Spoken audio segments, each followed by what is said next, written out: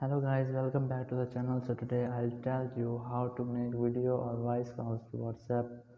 So let's start it. Just open WhatsApp app and here click on this calls icon. And now you have to click on this icon, that is add calls.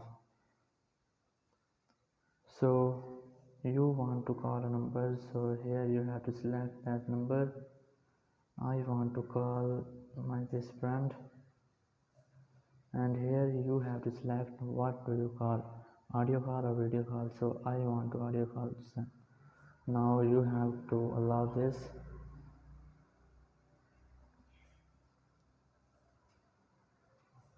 and here you are calling this person.